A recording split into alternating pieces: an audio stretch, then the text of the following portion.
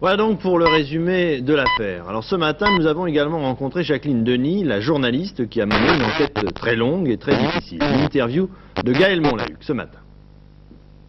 Ce qui est certain, c'est que les déchets de Seveso ont franchi la frontière française à Vintimille le 10 septembre 1982. Puis, ils se sont dirigés vers Marseille, vers Paris et ont abouti à Saint-Quentin où ils ont été dédouanés. Ils ont été alors déchargés dans une usine de Saint-Quentin et ensuite nous en sommes réduits aux hypothèses. Alors, l'étranger, nous n'avons trouvé aucune trace de papier douanier pour expliquer cette sortie. L'immersion, mais ce serait tout à fait illégal. Ensuite, alors nous en sommes réduits, peut-être l'incinération dans une cimenterie ou dans une centrale thermique, mais généralement ces établissements n'acceptent pas les déchets toxiques de ce style.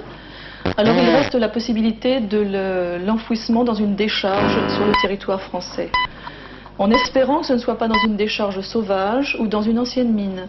Alors parmi les décharges autorisées, il y en a une qui est dans le département de la Vendée, dont 50% des parts appartiennent au courtier qui s'est chargé du transport des déchets. Il y en a une autre également dans le nord de la France, non loin de Saint-Quentin. Et il y en a également une autre entre Nîmes et Arles, qui reste une possibilité. Pour l'instant, vous n'avez aucune preuve que ces déchets soient sur le territoire français.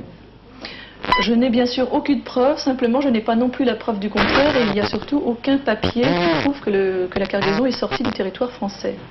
Que dit le gouvernement français à ce sujet?